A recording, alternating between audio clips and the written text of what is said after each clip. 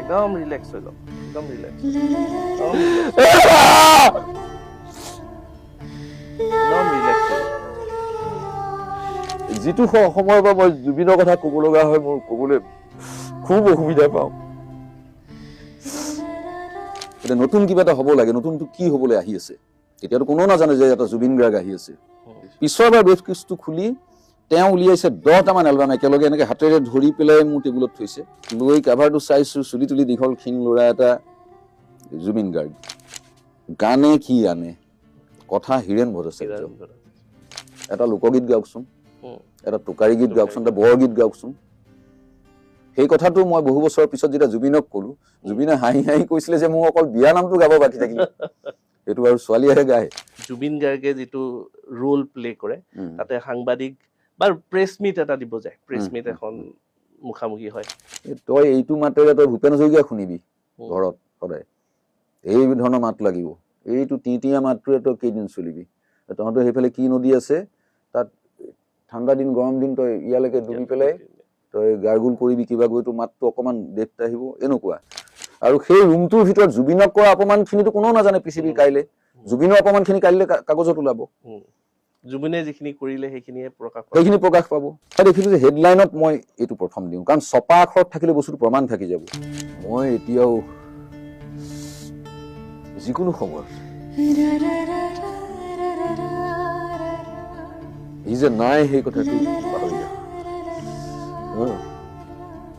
নিয়ৰৰে ফুল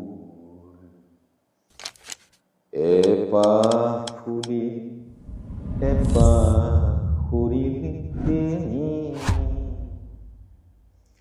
যেনি যায় বলাকাৰ, যেনি যায় বলাকাৰ, মেঘ কাগজতে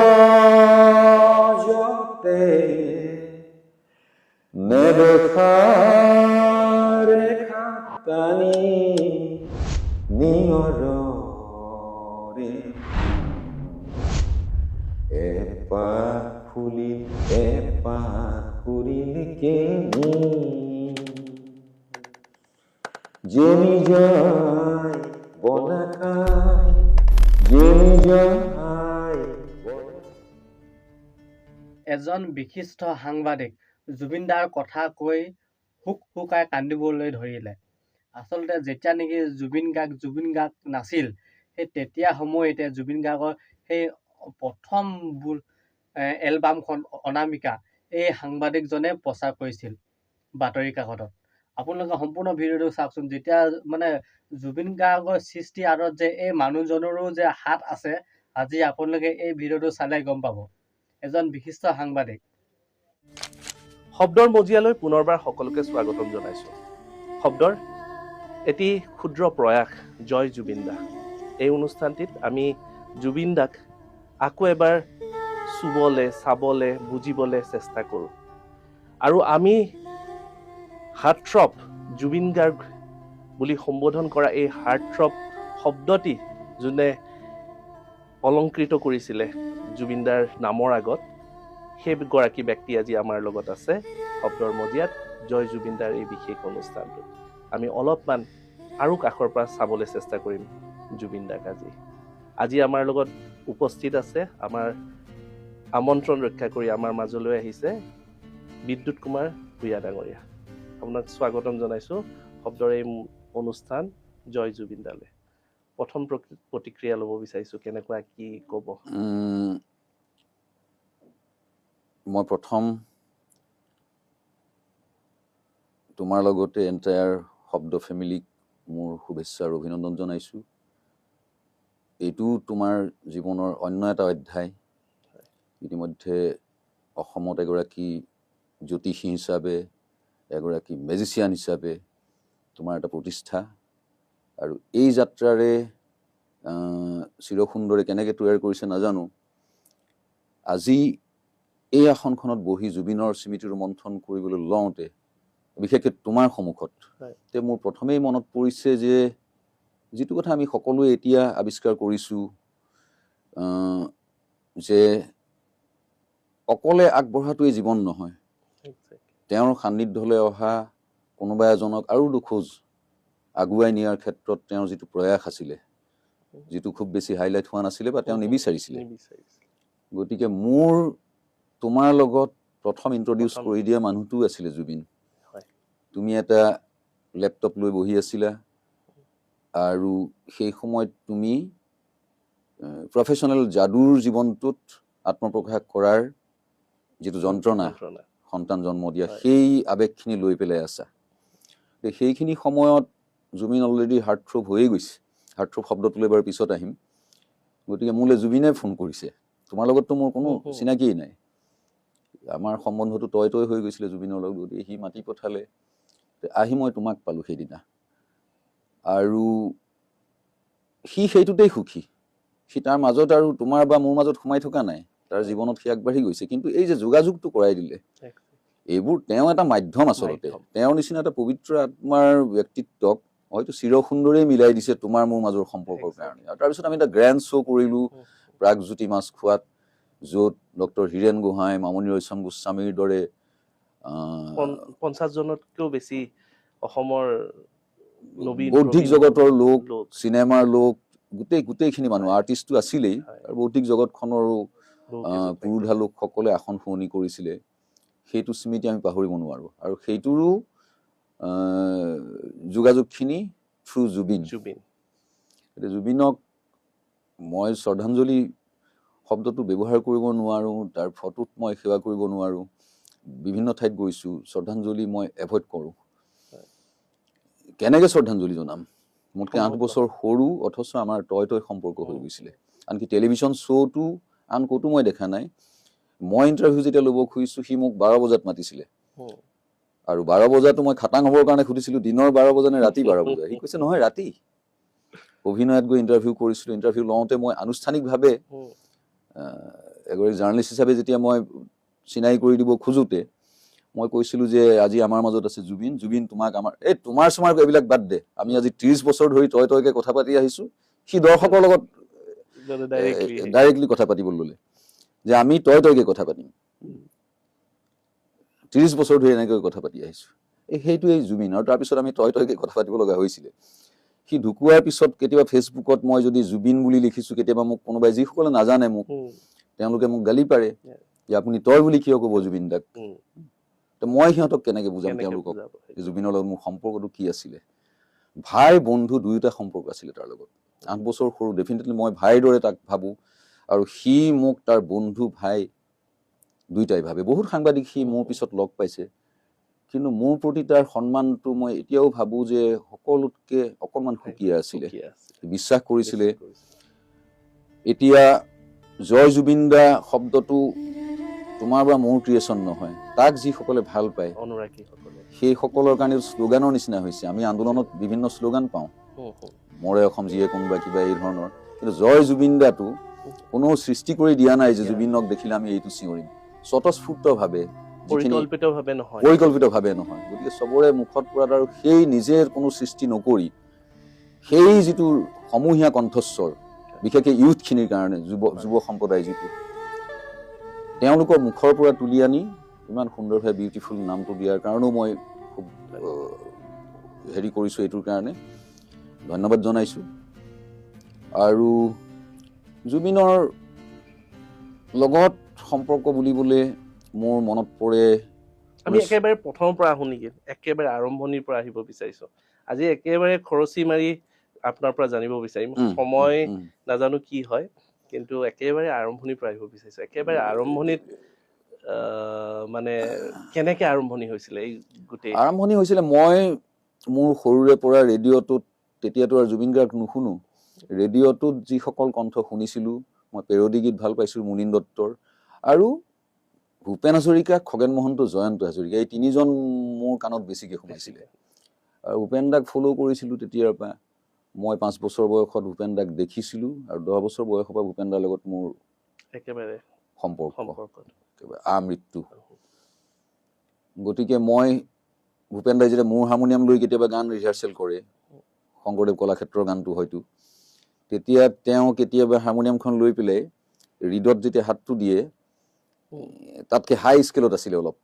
তেতিয়া ভূপেন দাই মোক কৈছে যে মই বুকু হম হমৰ দিনৰে পুৰা বি ফ্লেটত গাওঁ, তুমি মোৰ গান গোৱা, এই ইমান হাই স্কেলত কেনেকে গোৱা?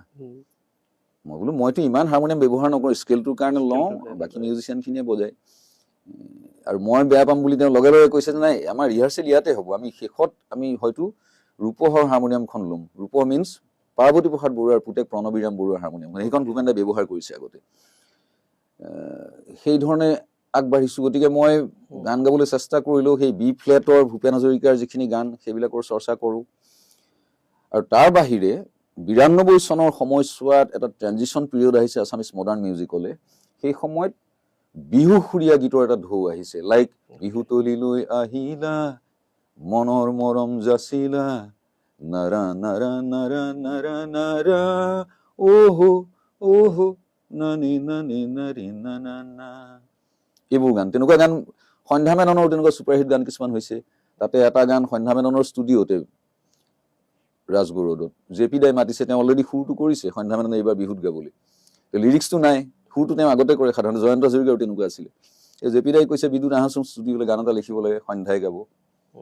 সন্ধ্যা মেনন ছুপাৰহিট এটা কণ্ঠ, লৰি ঢাপৰি গ'লো। সুৰটো শুনাৰ পিছত মই এটা গান লিখি দিছিলোঁ, সেইটো বাৰু এতিয়া মই নাগাওঁ। সেই গানটো সেইবাৰ গাইছে সন্ধ্যা মেননে। আৰু সেই সময়ৰ চাৰু গোহাঁই, ৰিদীপ দত্ত, অপূৰ্ব বেজবৰুৱা, তেওঁলোকৰ গানবিলাক শুনি আছোঁ আমি, জে পি দাৰখিনি আছে। কিন্তু তাৰ পিছত কি, এটা নতুন জেনেৰেশ্যন জন্ম হৈছে নহয়, যি কিবা এটাৰ সন্ধানত আছে। এইখিনিৰ পিছত তেওঁলোকক শুনাবৰ কাৰণে নতুন কি সৃষ্টি হ'ব পাৰে, একঘেয়ামিটোত তেওঁলোক বন্দী হ'ব খোজা নাই। আৰু সেই সুবিধাটো লৈছে বলিউডৰ চিনেমাই। সস্তীয়া গান কিছুমান আহিছে, চলিকে পিছে জাতীয় গান সেই সময়ত অহা। সেই গানবোৰ যেতিয়া বজাৰলৈ আহিছে, তেতিয়া টি চিৰিজৰ কেছেটবিলাক আহে, সেইবোৰৰ বিক্ৰী বাঢ়িছে। আৰু অসমীয়া গীতৰ যিখিনি মই বাণিজ্যিক দিশটোত যোগাযোগ আছিলে, আমাৰ চাহিদা মাৰ্কেট, দিৱান মাৰ্কেটৰ কেছেটৰ বজাৰখন, য'ত বিহুগীত গাই, লোকগীত গাই কেইটামান পইচা উপাৰ্জন কৰি শিল্পীসকল চলি আছে। গতিকে তাত গৈ যেতিয়া দেখিছোঁ এই হিন্দী চিনেমাৰ বলয়টো গ্ৰাসত অসমীয়া মডাৰ্ণ মিউজিকৰ টেটু চেপা অৱস্থা এটা হৈছে। গতিকে নতুন কিবা এটা হ'ব লাগে। নতুনটো কি হ'বলৈ আহি আছে, এতিয়াতো কোনেও নাজানে যে এটা জুবিন গাৰ্গ আহি আছে অসমীয়া মডাৰ্ণ মিউজিকলৈ, সেইটো নাই নহয়। গতিকে তেতিয়া আমি কি কৰিছোঁ, মই সেই সময়ত দেখিছোঁ 92 মানতে বেংগলৰ 3জন গায়ক মই বাছি লৈছিলোঁ, তেওঁলোকৰ গানবিলাক খুব পপুলাৰ হৈছিলে আৰু HMV ব্ৰেক দিছিলে তেওঁলোকক। এজন হ'ল নচিকেতা, যি জুবিনৰ ছবিত অভিনয় কৰিছে, গানো গাইছে, খুব বন্ধুত্ব হৈ গ'ল। এই নচিকেতাৰ গান শুনিছোঁ, তেওঁৰ এই বেচ ভালো আছি বুলি প্ৰথম এলবামটো। তাৰপিছত অঞ্জন দত্ত, তেওঁ চিনেমা ডাইৰেক্টৰ, অভিনেতা, কিন্তু তেওঁ এই ধৰণৰ ঘৰানাত গান গাইছে, অঞ্জন দত্ত। তাৰপিছত আৰু এজন হ'ল এতিয়া তেওঁৰ নাম আছিলে সুমন চট্টোপাধ্যায়, এতিয়া কবিৰ সুমন নাম ল'লে তেওঁ। এওঁলোক 3জনৰ এলবামবিলাক শুনিছোঁ। সেইখিনিৰেই যিখিনি বস্তু পোৱা নাই অসমীয়া মিউজিকৰ সেই সময়ছোৱাত, গতিকে তেওঁলোকৰ গান শুনিছোঁ। তেনেকুৱা এছোৱা সময়তে হঠাৎ এদিন মোৰ চিনাকি, মোৰ গান তেওঁ যোৰহাটৰ এই যে আমাৰ জংকী বুলি এজন ল'ৰা আছে, জংকী দত্ত, তেওঁ এতিয়া গোটেই গ্লোবটোতে ঘূৰি ফুৰে ডাঙৰ ডাঙৰ মিউজিচিয়ানৰ লগত, তেওঁ পাৰ্কাছনিষ্ট হিচাপে বিখ্যাত। তেওঁৰ ভনীয়েক বৃষ্টি দত্ত, সৰু ছোৱালী, তাইৰ কাৰণে জয়ন্ত নাথে মোৰ গান এটা বিচাৰিছিলে। সেইটো অসমীয়াৰে লালিতা পালিতাৰ যিটো তাল পৰে, সেই তালত তেওঁ কৰা বুলি মোক জয়ন্ত নাথে জনাইছিলে। সেই গানটো লিখি দিলোঁ। পানী আনিবলৈ যোৱা ছোৱালী এজনী আৰু নৈৰ ঘাটলৈ, গাঁৱৰ গ্ৰামীণ পটভূমি। গতিকে জয়ন্ত নাথৰ লগত মোৰ এটা সম্পৰ্ক হৈছে। আৰু সেই সময়ত যোৰহাটৰ NK প্ৰডাকশ্যনৰ কেইটামান কেছেট মই শুনি ভাল পাইছোঁ। সেইকেইটাৰ ভিতৰত এটা আছিলে খগেন মহন্ত, ৰচনা মহন্তৰ কেতেকী, বিহু নহয়, বিহু সুৰীয়া, অলপ বেলেগ টেষ্টৰ গান। আৰু এটা শুনিছিলোঁ শৰাইঘাট, ভূপেন হাজৰিকাই গাইছে, কিন্তু লিখিছিলে নগেন বৰাই, সুৰ দিছে হয়তো জয়ন্ত নাথে। সেই সময়ত অকণমান আলফাও উত্থান এটাত আছিলে, গতিকে তেনেকুৱা অকণ বিপ্লৱী গান। সেই শৰাইঘাট ছুপাৰহিট হোৱাৰ পিছত তেওঁলোকে ছেকেণ্ড এলবামটোৰ নামো শৰাইঘাটেই দিছে, কিন্তু আকৌ শৰাইঘাট কৰিলে। সেইবিলাকো শুনিছোঁ।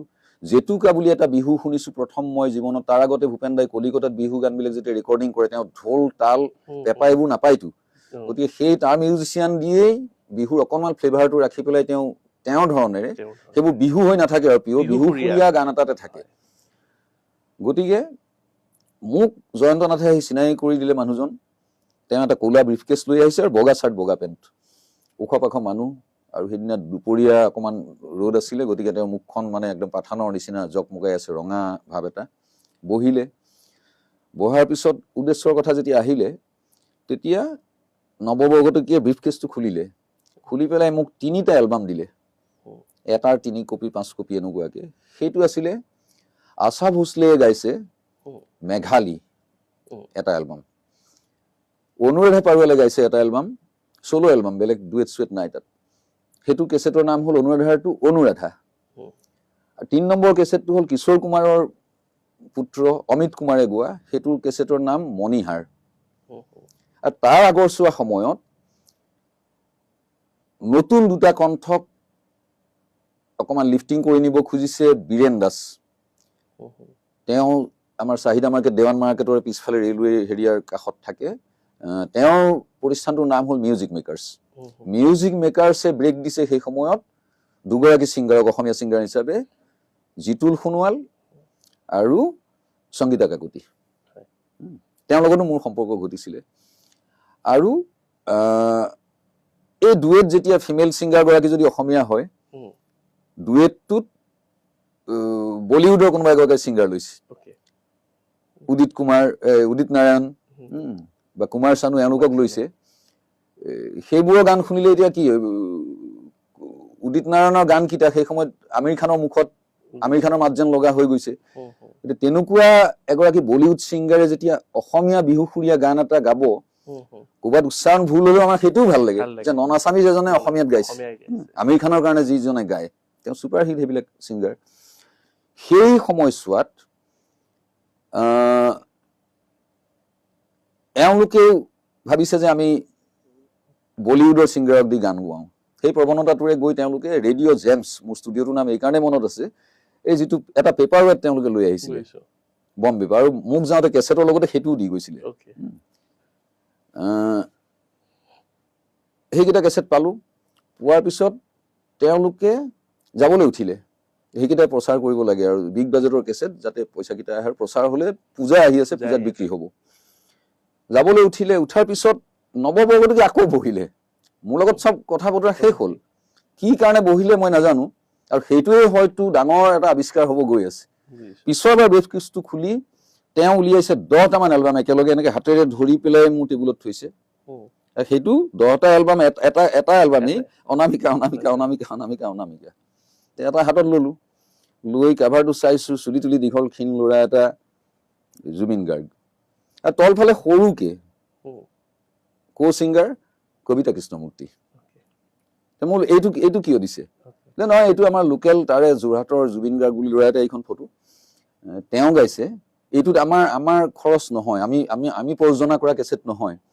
কিন্তু তেওঁ যিহেতু যোৰহাটৰ ল'ৰা, তেওঁ আমাক ৰিকুৱেষ্ট কৰিছিলে যে যাতে বজাৰলৈ যায় কেছেটটো। বিক্ৰী হয় নহয় বেলেগ কথা, যাতে মানুহৰ হাতলৈ যায়, বজাৰখনত যাতে এভেইলেবল হয়, যোৰহাট হওক, তেতিয়া বিশেষকৈ আমাৰ ৰাস্তাত জখলা বনা এইবিলাকত। গতিকে এন কে প্ৰডাকশ্যনৰ বজাৰ এখন যিহেতু আছে, তেওঁলোকে জাষ্ট ডিষ্ট্ৰিবিউশ্যনটো কৰক, লাভ লোকচানৰ বিচাৰ কৰা নাই সেই ল'ৰাটোৱে, সেই ল'ৰাটো জুবিন গাৰ্গ। মই ক'লো 10টা কিয় দিছে?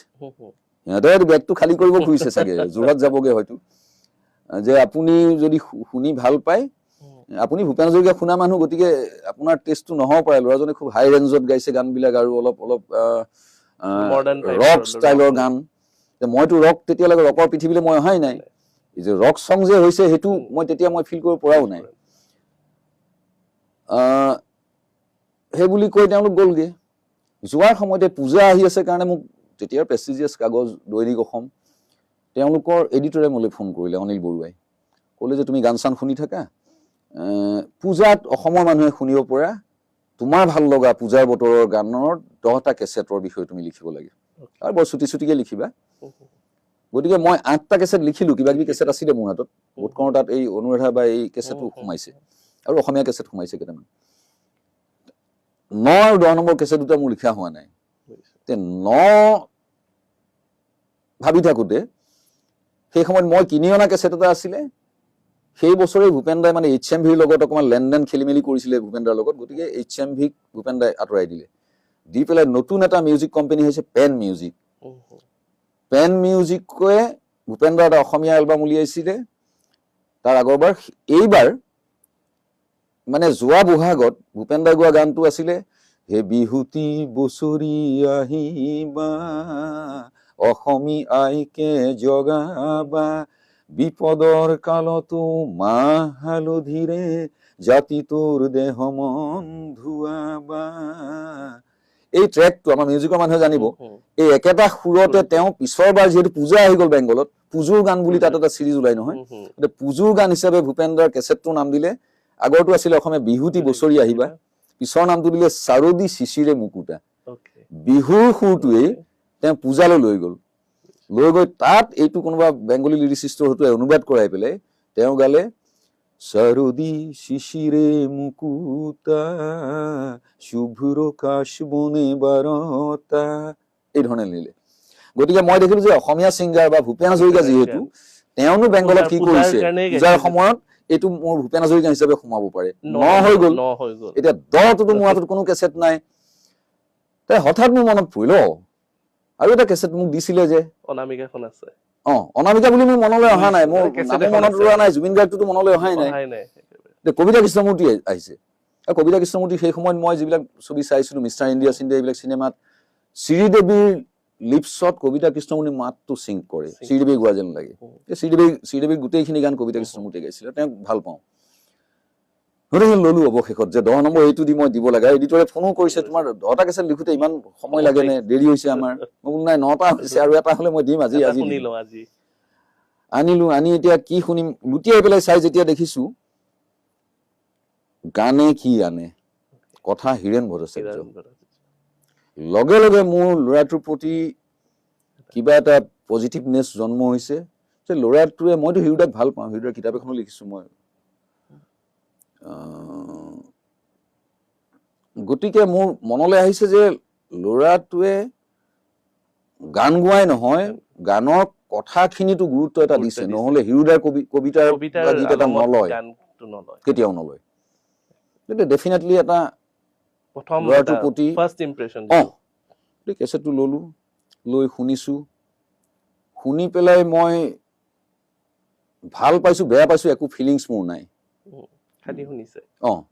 অসমীয়া গান এনেকুৱাও হ'ব পাৰে নেকি, তেনেকুৱাতো শুনাই নাই আগতে। নতুন এৰা এটা যে জন্ম হ'ব খুজিছে সেইটোও মই ফিল কৰিব পৰা নাই। আৰু ভূপেন হাজৰিকাটো বহি আছে মোৰ ফ্লেটত গোৱা বুকু সমামৰ মানুহটো। গতিকে আকৌ 2 দিনমান ৰলো, তাৰপিছত আৰু এডিটৰ এদিন গালি দিছে। আকৌ নেক্সট টাইম মই যে নহয়, এইবাৰ মই অতি বেছি সময় দি গোটেই এলবামটো শুনিম। গোটেই এলবামটো যেতিয়া আকৌ শুনিছো, তেতিয়া মোৰ বিশ্বাস কৰা বিক্ৰম, মোৰ অকমান কিবা এটা ফিলিংছ আহিছে গাটোত, ৰস সোমাইছে। আৰু যে 3 দিন আগত শুনা স্মৃতি অলপ অলপ আছেতো, এই ৰিপিটেশ্যন যেতিয়া হৈছে সি আৰু অকমান গভীৰলৈ যেন সোমাই গৈছে। তথাপিও মই এইটো ভবা নাই যে এই গায়কজনে খুব দীৰ্ঘদিন ছাষ্টেইন কৰিব, কিন্তু এই যে ঘিচি পিটি যিবোৰ গান ওলাই আছিলে তাত নতুন প্ৰজন্মৰ যিখিনি মোৰ পিছৰ প্ৰজন্ম, সেইখিনি ভূপেন হাজৰিকাতে বন্দী হৈ থাকিব খোজা নাই বা ভূপেন হাজৰিকা শুনা নাই, সেই অধ্যায়টো নাই জনা। সেই ল'ৰা ছোৱালী খিনিয়ে এই কেছেটটো হয়তো লব, কিবা এটা পাব, নতুন কিবা এটা, এই বিহুসুৰীয়া গানৰ ঢৌটোৰ পিছত। গতিকে মই ইমান কনফিডেন্ট নহয় যে এই ল'ৰাটো জুবিন গাৰ্গ হবলৈ গৈ আছে ভৱিষ্যতে। গতিকে মই লিখাৰ শেষত অকণমান এটা শেষৰ মন্তব্য হিচাপে যিখন লিখিবলৈ, সেইখনত কৈছো যে ল'ৰাটোৱে অসমীয়া মডাৰ্ণ মিউজিকৰ, চিনেমাৰ কথা মোৰ তেতিয়া অহাই নাই, মডাৰ্ণ মিউজিকত এছোৱা সময় আধিপত্যক বিশ্বাস কৰিব, সেই ধৰণৰ এটা লাইন দিলো, থাকিলে। গতিকে তাৰপিছত তেতিয়ালৈকেতো জুবিনক লগেই পোৱা নাই, মোলৈ কিছুমান ফোন আহিছে, তুমি ইমান চিনেমা বেয়া হলে, চিনাকি মানুহ হলেও তুমি একদম বেয়াকে লিখি দিয়া, বেয়া হৈছে বুলি, মিউজিক বেয়া হৈছে বুলি। তুমি জুবিন গাৰ্গৰ বিষয়ে যে এনেকে লিখিলা, তেওঁ এছোৱা সময় আধিপত্য বিস্তাৰ কৰিব, কোন জুবিন গাৰ্গ কোন? মই নাজানো, ক'ৰ ল'ৰা? যোৰহাটৰ ল'ৰা বুলি শুনিছো, মই লগ পোৱা নাই, কেৱল কেছেটটো ক'ত পাম? তেওঁলোকে হয়তো মাৰ্কেটিং কৰিব, এইদিনতে হয়তো পূজাৰ আগে আগে বজাৰলৈ আহিব পাৰে, যদি আহে আপোনালোকে বজাৰত পাব। আৰু নহলে মোৰ হাতত 10টা কেছেট আছে, মই এটা ৰাখিম, তাৰ এটা লৈ যাব পাৰে। তপন দাস মোৰ তালৈ আহিছে, এক্টৰ, সিহঁতে বেলেগ এটা ঢৌ হয়তো সিহঁতেও বিচাৰি আছিলে তপন দা খুব পিছততো তপন দাৰ লিপছত জুবিনৰ গান এই ভাইমন্দাৰ চিনেমাবিলাকত একেলগে গাইছে আমাৰ দিগন্তহঁতৰ লগত। গতিকে সেই ধৰণে কেছেটকেইটা কাৰোবাক দিলো আৰু দিয়াৰ পিছত তাৰ বহু পিছতহে মই জুবিনক লগ পাই। তাৰ পিছৰ এলবামটো বোধকৰ মায়া আছিলে। সেই সময়ত যেতিয়া সি আহিছে তাক লগ পাইছো, সি ভাল পাইছে আৰু মোক সাংবাদিক হিচাপে মানে সাংবাদিক যদি সি লগ পাইছে প্ৰথম মোকে পাইছিলে। তাৰ এটা স্পেচিয়েল কিবা এটা মোৰ লগত আছিলে, সেইটো আমৃত্যু থাকি গ'ল। আৰু তাৰ পিছত এটা ঘটনা ঘটিল, সেইটো মই ক'ব খোজো। জুবিনৰ তেতিয়ালৈকে আনুষ্ঠানিকভাৱে প্ৰেছৰ লগত মুখামুখি হোৱা নাই। সেই জাতীয় এলবাম ময়ে লিখো ক'ৰবাত কিবা, কিন্তু আনৰ লগত সম্পৰ্কটো হোৱা নাই, আন সাংবাদিকৰ লগত। ময়ে পেপাৰবিলাকত দিওঁ, মই ফ্ৰীলান্স আছিলো তেতিয়া, গতিকে মই চব কাগজত লিখিব পাৰোঁ। সেই সময়ত তাৰ প্ৰথম হিন্দী নন ফিল্ম এলবামটো ওলাব চান্দিনী ৰাত। গতিকে নৱহঁতে যিহেতু প্ৰথমৰ পৰা জুবিনৰ বিষয়ে লেখা মেলা ময়ে কৰিছিলো, সিহঁতে ভাল পাইছিলে মোৰ লেখাখিনি, জুবিনেও হয়তো ভাল পাইছিলে। গতিকে সিহঁতে ক'লে যে বিৰুদ্ধা অকণমান ভালকে অনুষ্ঠানটো কৰোঁ। মই নকওঁ, এইটো জুবিনক ব্ৰেক দিবৰ কাৰণেই এন কে প্ৰডাকশ্যন হ'ল প্ৰডাকশ্যন হাউচ এটা, যে তেওঁলোকে যিটো চেলেবল বস্তু পাব সেইটো ফ'কাছ কৰিবৰ কাৰণে, সেইটোত ইনভেষ্ট কৰিবৰ কাৰণে সাজু থাকিব। এইটো প্ৰফেচনেল কথা এটা, ডুবি পেলাই কাৰোবাক উঠাবতো নোৱাৰে। গতিকে যেতিয়া জুবিনৰ এই জাৰ্ণিটো আৰম্ভ হ'ল, মায়া এইটো সিটো যিকেইটা কেছেট ওলালে, গোটেই বজাৰখন দখল কৰি ল'লে আৰু আন গানৰ বজাৰখন একেবাৰে তললৈ গুচি আহিলে। বিহু সুৰীয়া জাতীয় যিবিলাক গান চলি আছিলে, গতিকে সেইটো অহাৰ লগে লগে হিন্দী এলবামটো আহিছে।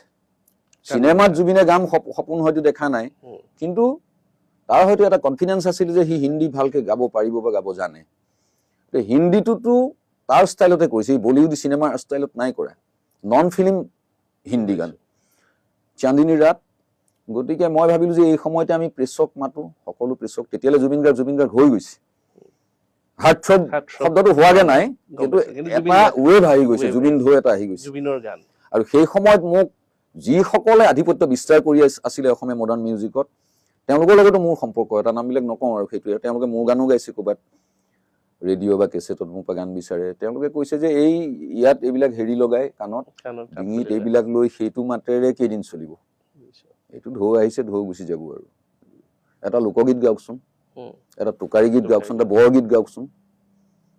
সেই কথাটো মই বহু বছৰৰ পিছত যেতিয়া জুবিনক ক'লো, জুবিনে হাঁহি হাঁহি কৈছিলে যে মোৰ অকল বিয়া নামটো গাব বাকী থাকিলে, সেইটো আৰু ছোৱালীয়েহে গায়, তাৰ বাহিৰে গোটেই সোপা গালো। এতিয়া মোৰ ঘৰৰ ওচৰৰ নামঘৰটোত ৰাতিপুৱা যিবোৰ গান শুনো, এখন ৰেকৰ্ড কৰিছিলে বৰগীতৰ, অল ইণ্ডিয়া ৰেডিঅ' গুৱাহাটী। তাত বীৰেন দত্তৰ বৰগীত আছে, খগেন মহন্তৰ আছেই, ভূপেন দাই গোৱা আছে। জুবিনৰ গান গুৱাহাটী ৰেডিঅ'ত নাই, কিন্তু জুবিনে যিখিনি কেছেটত সকলো গীত, বৰপেটাৰ হোলী খেলালৈকে গীত, গোটেইবোৰ গীত আনে। হোলীৰ দিনা জুবিনৰ গানটোৱেই বাজে, ভূপেন দাহঁতে হোলী গীত গোৱা নাছিলে বা পোৱা নাছিলে। আৰু লোকগীতবিলাক, কামৰূপী লোকগীতবিলাক, ৰামেশ্বৰ পাঠক খুব শ্ৰদ্ধা কৰিছিলে সি। গতিকে ৰামেশ্বৰ পাঠকৰ লোকগীতখিনি আজিৰ প্ৰজন্মই হয়তো ৰামেশ্বৰ পাঠকৰ সেই কলকেল যিটো সেই ঠাচটোত হয়তো গ্ৰহণ কৰিব খোজা নাই, কিন্তু সেই ৰামেশ্বৰ পাঠকৰ আমাৰ অসমীয়া পৰম্পৰা লোকগীতখিনিতো আগুৱাই যাব লাগিব। গতিকে জনপ্ৰিয় ভইচ এটাই যেতিয়া সেই গানটো গাই দিব, তেতিয়া আৰু এটা যুগলৈ গুচি গ'ল নহয় গানটো। সেই ব্ৰিজখন বনগীত, সেই ব্ৰিজখন তৈয়াৰ কৰি দিয়ে মানুহটো জুবিন। সি নিজে তাৰ পিঠিত ব্ৰিজখন লৈছে, সিও নাজানে লোকগীত কিতাপ ল'ব নে নলয়। মায়া গাই থকা জুবিন গাৰ্গটো লোকগীত গোৱাতনো কোনোবাই গ্ৰহণ কৰিব নে? গোৱালপৰীয়া লোকগীতটোত বা কামৰূপী লোকগীতটোত বা বৰগীতত বা হোলী খেলাৰ গীতটোত, কিন্তু সকলোৱে ল'লে। তাৰ মাতটোৰ সেইটোৱেই সৌন্দৰ্য, সেইটোৱেই শক্তি, সেইটো আমি ভূপেন হাজৰিকাৰ পিছত কাৰো মাজত দেখা নাছিলো। ভূপেন দাই সকলো ধৰণৰ গান গাইছে। গতিকে সেই ধৰণৰ বিচিত্ৰ পৃথিৱীবিলাকত সকলো ক্ষেত্ৰৰ গান, লোকসংগীত বিশেষকে, লোকসংগীত এজন জনপ্ৰিয় শিল্পীৰ কণ্ঠত গুচি যোৱাৰ লগে লগে লোকসংগীতটোৰ আয়ুস হয়তো 100 বছৰ বাঢ়ি যায়, নহ'লে লোকসংগীতবিলাক লাহে লাহে লুপ্ত হৈ যায়। গতিকে ভূপেন হাজৰিকাই গোৱাখিনি শুনিছো, ৰামেশ্বৰ পাঠকে গোৱাও শুনিছো, আমিহে শুনিছো। এই নতুন যিটোক আমি কওঁ, সেই জেনেৰেশ্যনটোলৈ ভাৰ বৈ সিহঁতৰ কান্ধত তুলি দিয়া মানুহজন হ'ল জুবিন গাৰ্গ। এইটো কম ডাঙৰ কাম কৰা নাই। আমাৰ যিসকল জনপ্ৰিয় শিল্পী আছে, চাৰু দা আছিলে, জে পি দা আছিলে, তেওঁলোকেতো বৰগীত লোকগীত নাই গোৱা নহয়, আৰু তেওঁলোকৰ দ্বাৰা চাগে নহয়ও। নহ'লে এই ঐতিহ্য সম্পন্ন বৰগীত এটা নষ্ট কৰিব নোৱাৰে, কিন্তু জুবিনে গাই গ'ল আৰু নতুন জেনেৰেশ্যনটোক বৰগীত শুনাই থৈ গ'ল। বৰগীত, লোকগীত, হোলী খেলৰ গীত, বৰগীতটো মুখাস্তও কৰাই গ'ল। এতিয়া ঘটনাটো হ'ল কি, এই যে ডাঙৰকে প্ৰেছ কনফাৰেন্স কৰিলো, সেই প্ৰেছ কনফাৰেন্সত আমি গোটেই প্ৰেছৰ মানুহ মাতিছো আৰু গোটেই প্ৰেছৰ মানুহ আহিবলৈ সাজু। বিদ্যুতৰ মাজতে ৰখাবলগীয়া হৈছে, ৰখাই পিনে আমি জানিব বিচাৰিছো, ৰিচেণ্টলি ৰৈ বিনালে 2-3বাৰ চালো, চোৱাৰ সৌভাগ্য হ'ল। তাতে এটা দৃশ্য আছে য'ত তাৰমানে জুবিন গাৰ্গে যিটো ৰোল প্লে কৰে, তাতে সাংবাদিক বা প্ৰেছ মিট এটা দিব যায়, প্ৰেছ মিট এখন মুখামুখি হয়, তো সাংবাদিকৰ উল্টা চিধা প্ৰশ্নত তেওঁ প্ৰেছ মিট নকৰো বুলি গোটেই মাইকবোৰ উল্টাই দি গুচি আহে।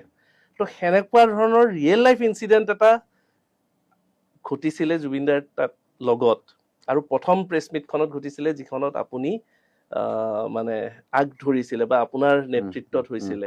সেইখিনি কথা জানিব বিচাৰিছিলো, একজেক্টলি সেইদিনাখন নন্দন হোটেলত হৈছিল কি? সেইটো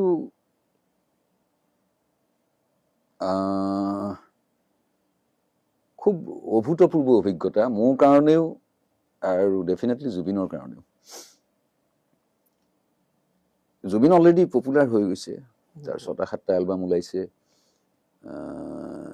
আৰু অনামিকাতে হিট কৰিছেতো সি প্ৰথম এলবামটোতে। গতিকে তাৰপিছত জুবিনৰ এখন বজাৰ, জুবিনৰ অসমীয়া মডাৰ্ণ মিউজিকত এটা প্ৰতিষ্ঠা, সেইখিনি এষ্টাব্লিছ হৈ গ'ল। গতিকে NK প্ৰডাকশ্যনেও ভাবিলে যে এটা ৰাজহুৱা প্ৰেছ মিট, ৰাজহুৱা মিনছ সকলো প্ৰেছৰ মানুহৰ লগত এটা মুখামুখি অন্তৰংগ আলাপ জাতীয়, আৰু সেই অকেজনটোতে তাৰ প্ৰথমটো হিন্দী এলবাম ৰিলিজ হ'ব, চান্দিনী ৰাত। সেইটো ডেফিনেটলি মই যিহেতু জুবিনৰ লগতো ক্ল'জ হৈছোঁ অলৰেডি, বা NK প্ৰডাকশ্যনৰ লগত ঘনিষ্ঠতা এটা আছে, ষ্টুডিঅ'ত বহোঁ কেতিয়াবা, ইহঁতে ক'লে যে বিদ্যা আমি এনেকৈ ভাবিছোঁ। তেতিয়া অলৰেডি দেৱও আহি গৈছে, দেৱ নৱ দুইটাই থাকে। আৰু তেওঁলোকে যদি আমি কনজিউমাৰ প্ৰডাক্ট হিচাপেও ধৰোঁ, এজন ছিংগাৰক ধৰা হয়, বলিউডতো শ্বাহৰুখ খান, অমিতাভ বচ্চন বিক্ৰী হয় বিভিন্ন এটা এমাউণ্টত। গতিকে জুবিন অলৰেডি চেলিব্ৰিটি হৈ গৈছে, গতিকে কনজিউমাৰ প্ৰডাক্ট হিচাপেও জুবিনৰ কোৱালিটি বহুত ওপৰত। তেতিয়া জুবিন বেচা যোৱা হৈ গৈছে। Zubeen means Zubeen voice of Zubeen কৈছোঁ মই। গতিকে এটা প্ৰেছ মিট দৰকাৰ, এইটো ডেফিনেটলি মোকে দিলে দায়িত্বটো। গতিকে গোটেইবিলাক সংবাদ পত্ৰ যিমান আছিলে, আৰু তেতিয়া টেলিভিশ্যন নাই, অকল গুৱাহাটী দূৰদৰ্শনটো আছে, তাৰো এজন তলৰ মানুহ পঠোৱা নাই, আৰু তাৰো এজন বিশিষ্ট লোকেই গৈছিলে। আৰু বাকী গোটেইবোৰ প্ৰেছৰ আমি সাধাৰণতে কাক মাতো, যিজনে কালচাৰেল পেজটো কৰে, চিনেমা বা মিউজিকৰ পৃষ্ঠাটো যিজনে কৰে, তেনেকুৱা বিভাগীয় সম্পাদকজনক মাতো, আৰু সেইজনৰ লগত মোৰ সম্পৰ্ক আছেই, গোটেইখিনি আমাৰ ইউনিটৰে কালচাৰেল জাৰ্নেলিষ্ট বুলি যাক কয়, সকলোকে মাতিলোঁ। তেতিয়া নতুনকৈ এখন কাগজ ষ্টাৰ্ট দিছে, সেই কাগজখনত মোৰে বন্ধু চন্ধু বেলেগ এখন কাগজৰ পৰা তেওঁলোকৰ গোটেই এটা টিম গুচি গৈছিলে। গতিকে সেই টিমটোৰ পৰা সিহঁতৰ 8জনমান আহিছে, এজন কালচাৰেল জাৰ্নেলিষ্টাৰ, বাকীখিনিও হয়তো জুবিনৰ লগত গেট টুগেডাৰত ভাগ ল'বলৈ। আৰু হোটেল নন্দনৰ নিচিনা সেই সময়ত নন্দন খুব এখন সম্ভ্ৰান্ত হোটেল, তালৈ আহিছিলে। কিন্তু লক্ষণীয় কথাটো হ'ল, আমাৰ অনুষ্ঠান চলি থাকোঁতে সেই পাৰ্টিকুলাৰ কাগজখনৰ সাংবাদিকখিনি অনুষ্ঠানটোত নাছিলে। তেওঁলোকে হোটেলৰ এটা ৰুম লাগে বুলি ক'লে, আৰু আমাৰ সাধাৰণ মানুহৰ যিসকলে সাংবাদিকৰ মুখামুখি হোৱা নাই জীৱনত, তেওঁলোকে ভাবে যে সাংবাদিক এটা বেলেগ প্ৰজাতি, তেওঁ সন্মানীয়, আমাৰ যিখিনি মুখৰ কথা সেইখিনি কাইলৈ বাতৰি কাগজখনত তেওঁৱে লিখিব, সেইসকলৰ প্ৰতি এটা সন্মানবোধ। গতিকে নন্দনত সেই ৰুমটোত যেতিয়া তেওঁলোকে বিচাৰিছে, তেওঁলোকৰ কাৰণে পানীয় যোগাৰ দিয়া হৈছে, অনুষ্ঠান চলি আছে, এইফালে মই এংকৰিং কৰি আছোঁ, আৰু তাৰপিছত হয়তো AC ৰুম, তাতে হয়তো চিগাৰেটো চলিছে, সাংবাদিকে চব কৰিব পাৰে ধৰণৰ অবাধ কাৰবাৰ এটা।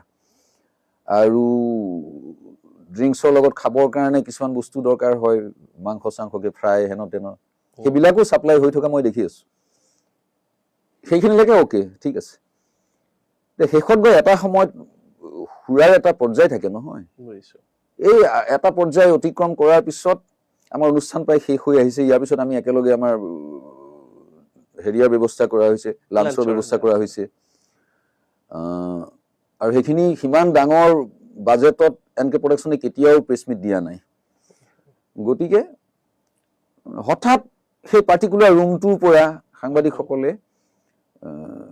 জুবিনক মাতি পঠাইছে এই জুবিন গাৰ্গ ইয়াত আহিব লাগিব আমাৰ আমি নাযাওঁ আমাৰ ওচৰলৈ আহিব লাগিব জুবিনক হয়তো ময়ে ক'লো নে এওঁলোককে কোৱালো গতিকে কাৰণ মাজৰ মানুহটো মই সাংবাদিক আৰু অনুষ্ঠানটোৰ মাজৰ মানুহজন মইহে গতিকে মোক কোৱাত মই কাৰোবাক কৈ পেলাই বোলো জুবিনক মাতিছে মই ভবা নাই ইয়াৰ পিছ মুহূৰ্ততটো কি ঘটিবলৈ গৈ আছে গতিকে সি আহিছে সি লাইক বিদ্যুৎ ভূঞা নিচিনা 10 জনক পাম বা 12 জনক পাম বুলি সি আহিছে সহজভাৱে আহি সোমোৱাৰ পিছত সম্পূৰ্ণ বিপৰীত এখন ছবি সেই এচি ৰুমত চিগাৰেটৰ ধোঁৱাৰ কুণ্ডলী আৰু লেতেৰা হৈছে ৰুমটো তাত জুবিন সোমোৱাৰ পিছত তেওঁলোক সাংবাদিকৰো উত্তৰণ ঘটি পেলাই তাৰ পিছৰ পৰ্যায়টোলৈ গুচি গৈছে অলৰেডি কাৰণ ক্ৰিয়া কৰা আৰম্ভ কৰিছে পানীয় ক্ৰিয়া প্ৰতিক্ৰিয়া চব দেখুৱাবলৈ আৰম্ভ কৰিছে গতিকে আমি সাংবাদিক প্ৰজাতি আৰু আমাৰ তুলনাত চব এইবিলাক নগণ্য হু ইজ জুবিন গাৰ্গ মই ইমান মন কৰি থকা নাছিলো কিন্তু পিছত দেখিলো যে ৰুমটোত পৰিৱেশটো বেলেগৰ ফালে গৈছে আৰু জুবিনক সিহঁতে এনেকুৱা ধৰণৰ কিছুমান হোষ্টেলত ৰেগিং যে কৰে নিউ কামাৰ নৱাগত ছাত্ৰ ছাত্ৰীক সেই ধৰণৰ পৰিৱেশ এটালৈ গৈছে জুবিন গাৰ্গটোক ক'ৰবাত থৈ দিছে জুবিন গাৰ্গ থিয় হৈ আছে তাতে এওঁলোক বহি আছে চলিও আছে চব তই এইটো মাতেৰে তই ভূপেন হাজৰিকা শুনিবি ঘৰত সদায় এই ধৰণৰ মাত লাগিব এইটো টিয়া মাতটোৰে তই কেইদিন চলিবি তহঁতৰ সেইফালে কি নদী আছে তাত ঠাণ্ডা দিন গৰম দিন তই ইয়ালৈকে ডুবি পেলাই তই গাৰ্গুল কৰিবি কিবা কৰি তোৰ মাতটো অকণমান ডেপ্থ আহিব এনেকুৱা সেইখিনিও জুবিনে সহ্য কৰি তাৰ পিছৰ ফালে অকণ অশ্লীল পৰ্যায়লৈ গুচি গৈছিলে সেই সময়ত জুবিনে কন্ট্ৰলিং কেপাচিটি চবৰে এটা বেটাৰী এটাৰ হওক কিবা এটাৰ হওক যিকোনো ইনষ্ট্ৰুমেণ্ট হওক চবৰে এটা সীমা থাকে মাইক্ৰফোনটোৰ শব্দ গ্ৰহণৰ এটা লিমিটেশ্যন থাকিবতো সেইবিলাক যেতিয়া ক্ৰছ কৰি গ'ল ডেফিনেটলি হিউমেন বিং জুবিনৰো হয়তো ধৈৰ্য খং আহি গ'ল জুবিনে ৰিয়েক্ট কৰি সিও কিবা কিবি ক'লে সি ভবা নাই জীৱনত যে সাংবাদিক এনেকুৱাও হ'ব পাৰে সি ওলাই আহি এই লাইনত আমাৰ বুফে তাৰপিছত আমি ভাত খাম আৰু তাতে বিভিন্ন ব্যঞ্জন তৈয়াৰ হৈ এইবিলাক সি এনেকে পেলাই দি মই সন্মুখত থিয় হৈ আছিলো আৰু জুবিনে নাজানে মোৰ হাতত এখন কাগজ আৰু পেন এটাও আছিলে গতিকে জুবিনে কোনোবা ইণ্টাৰভিউত সি কৈছে যে নহয় কোনোবা বেলেগে কৈছে যে মই ইণ্টাৰভিউ ল'বলৈ গৈ ৰৈ থকা মানুহ নহয় মই আয়োজক আছিলো এই হয়তো কাৰ্যসূচীখনেই আছে হাততে বা প্ৰেছ ৰিলিজটো আছে কাৰোবাক মই বিলাব লাগিব নহয় সাংবাদিকখিনি সেইখিনিহে আছিলে মই তাৰ ইণ্টাৰভিউ ল'বলৈ যোৱা নাই সি আহি মোক এনেকৈ সাৱটি ধৰাটোৱে সি যি কৈছে মুখেৰে একো কোৱা নাই তাৰপিছত মোক সি খঙত এৰা নিচিনাকে মোক কব্জাৰ পৰা এনেকে ওলাই গুচি গ'ল যোৱাৰ পিছত সি যোৰহাট গ'ল নে গুৱাহাটী গ'ল নে একো নাজানো এতিয়া মই সাংবাদিকেতো মোক কৈ আছেতো ক'ত গ'ল জুবিন গাৰ্গ মাতা বিদ্যুৎ ইয়াক ক্ষমা খুজিব লাগিব জুবিনে অপমান কৰি গৈছে আমাক আৰু সেই ৰুমটোৰ ভিতৰত জুবিনক কৰা অপমানখিনিতো কোনেও নাজানে পৃথিৱীৰ কাইলে জুবিনৰ অপমানখিনি কাইলৈ কাগজত ওলাব জুবিনে যিখিনি কৰিলে সেইখিনি প্ৰকাশ পাব সাংবাদিকক অপমান কৰিছে সেইটো ডাঙৰ খবৰ এটাতো আৰু যেতিয়া জুবিন নাই অহা এওঁলোকৰ খং আৰু উঠি গ'ল ওপৰলৈ যদি জুবিন গাৰ্গে আহি আমাৰ ইয়াত ক্ষমা নোখোজে সাংবাদিকক তেতিয়াহ'লে কাইলৈৰ পৰা জুবিন গাৰ্গক বয়কট কৰা হ'ল সংবাদ মাধ্যমে আৰু কোনো কাগজত বেয়া হওক ভাল হওক জুবিন গাৰ্গ নামটো নছপা নহয়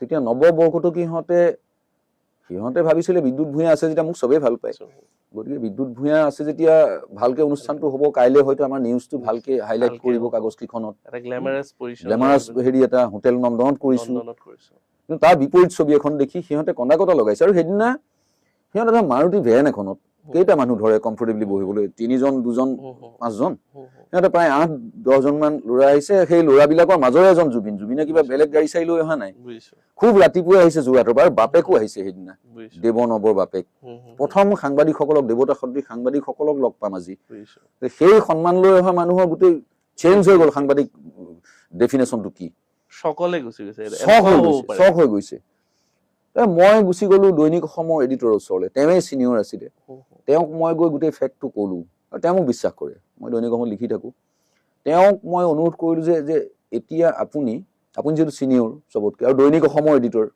দৈনিক অসম প্ৰেষ্টিজিয়াছ কাগজ এখন ঐতিহ্য সম্পন্ন RG বৰুৱা ফেমিলি কাগজ গতিকে আপুনি এটা সহায় কৰিব পাৰে নেকি এই কাগজ কেইখনৰ এডিটৰ কেইজনলৈ, ক'ৰবাত ছিনিয়ৰ এডিটৰ আছে, ক'ৰবাত ডেকা ল'ৰা আছে, যদি ফোন এটা কৰে যাতে নিউজটো ওলাই কাইলৈ অন্তত, তেওঁ খুব এথিক্সত চলা সাংবাদিক। তেওঁ মোক ক'লে যে মই কোনো এডিটৰক ফোন কৰি সেইটো নকৰোঁ, কাৰণ সকলো এডিটৰিয়েল এটা পেনেল থাকে, তেওঁলোকে পেজ ওৱানত কোনটো নিউজ দিব, কোনটো নিউজ বেক পেজ, কোনটো লেখা এডিটৰিয়েল পেজত যাব, এইবিলাক তেওঁলোকৰ নিজৰ নিজৰ চবৰে ডিজাইন। আৰু তাত মই এইটো লেখা উলিয়াব বা নুলিয়াব কোৱাৰ সেইটো মোৰ এথিক্সৰ ভিতৰত নপৰে। কিন্তু মই এটা কাম কৰিব পাৰোঁ, তোমাক বিশ্বাস কৰোঁ যিহেতু, তুমি ধুনীয়াকৈ গোটেই ঘটনাখিনি লেখা, প্ৰেছ মিটটো দেই, এই কাজিয়া পেচাল নহয়, প্ৰেছ মিটটো তুমি কাভাৰ কৰা আৰু তোমাৰ নামত লিখা, মই ভালকৈ ছপাম।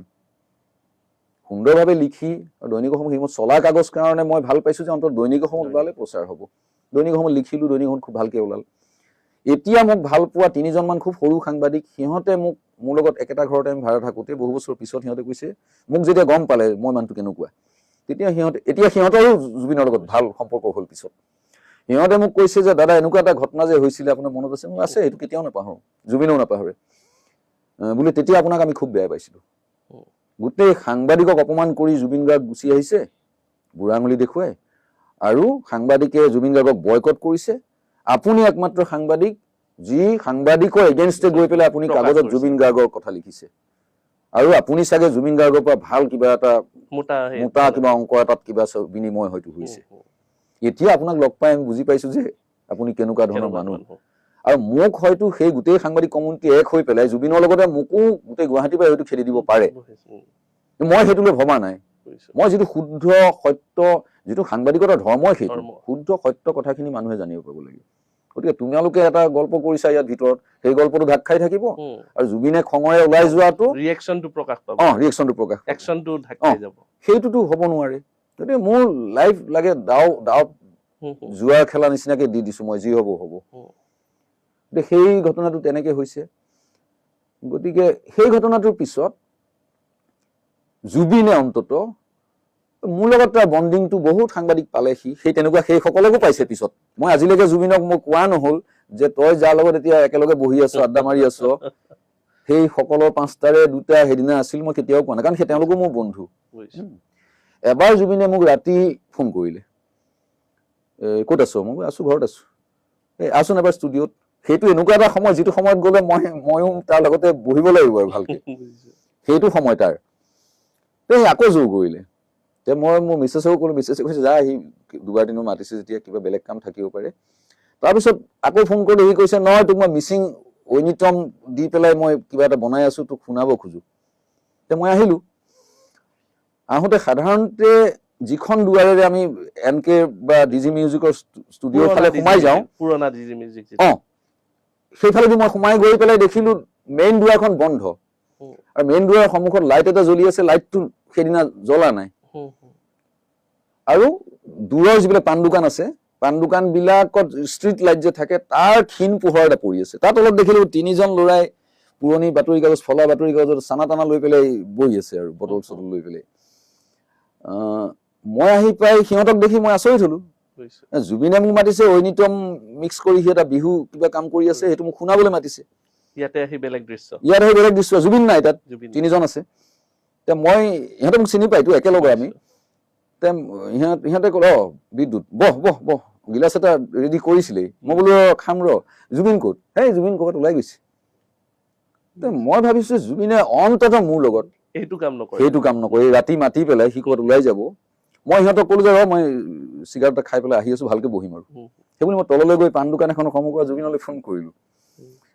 কৰোঁতে ফোন ধৰি ৰিচিভ কৰিছে, কৰি পেলাই ক'লে যে নহয় সিহঁতে আহিছিলে, সিহঁতক কিবা খাব দি আহিছোঁ, তই এইফালে এটা বাট আছে, দেৱক মই পঠাই দিছোঁ, দেৱু বুলি কয় জুবিনে, দেৱু ওলাই যাব, তোক এটা বেলেগ ৰাস্তাই ডাইৰেক্ট ষ্টুডিঅ'লৈ লৈ আহিব। সেইটো আহি আমি ৰাতি গান চান শুনিলোঁ, আৰু সি ইয়াতকে অলপ সৰু, খুব ফুল ভলিউমত মই শুনাটো সি বিচাৰিছে বা ভাল পাইছে, সি এনজয় কৰিছে।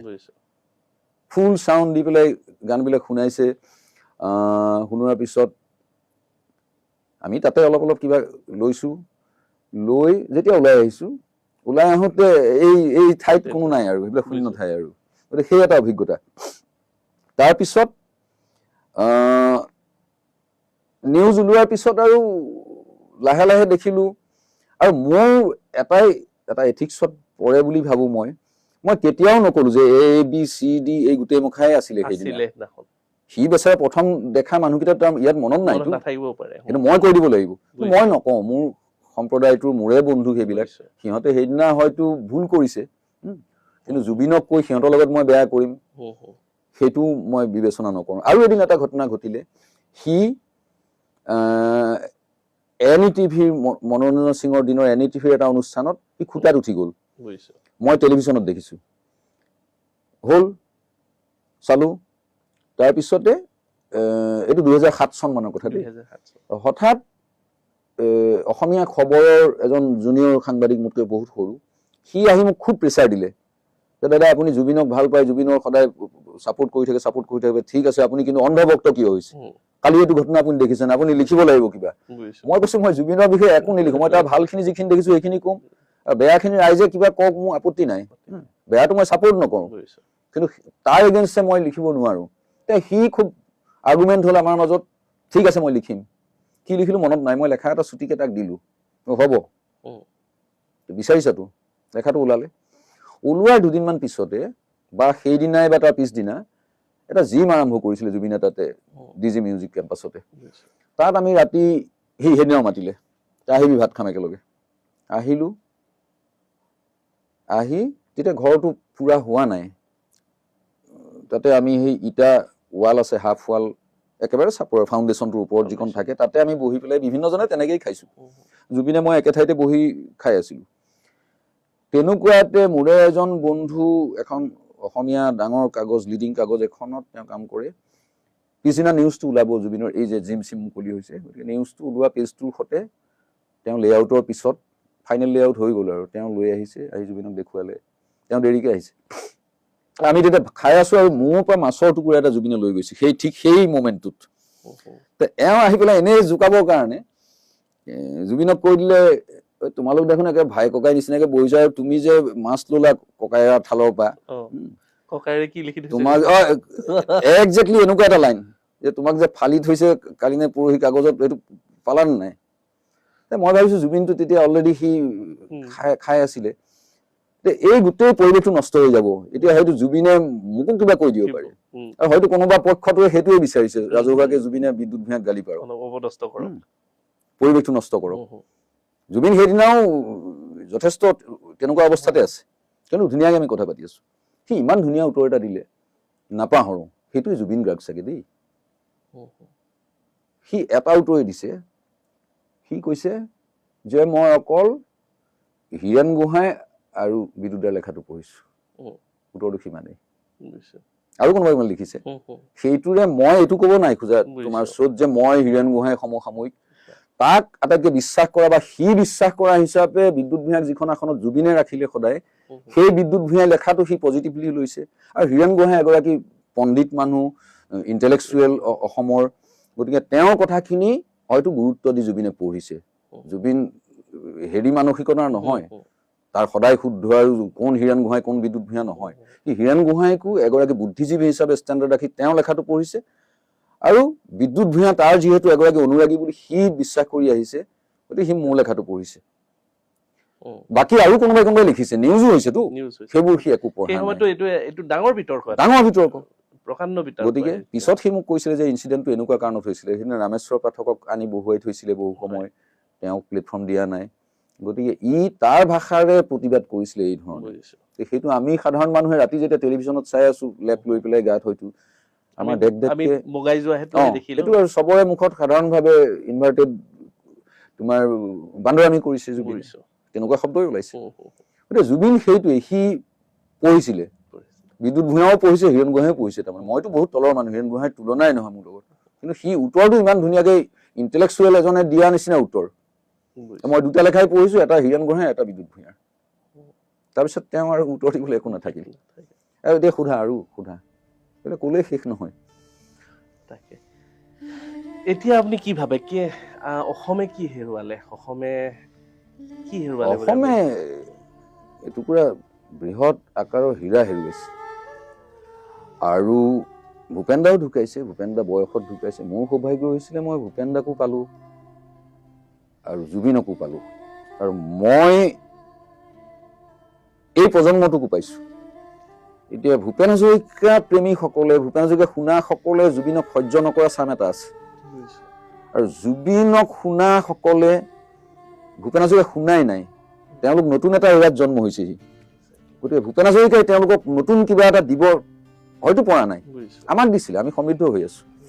মোৰ ঘটনাটো হ'ল কি, মই এখন ব্ৰিজৰ নিচিনাকে দুইজন মানুহৰ মাজত, হয়তো এইটো চিৰসুন্দৰে মোক দিছে, মই কেতিয়াও জুবিনক বিচাৰি যোৱা নাই, ভূপেন হাজৰিকাক বিচাৰিছিলো মই, জুবিনক বিচাৰি মই যোৱা নাই কেতিয়াও, কিন্তু সেইটো হয়তো চিৰসুন্দৰে মোৰ লগত সেই সম্পৰ্কটো।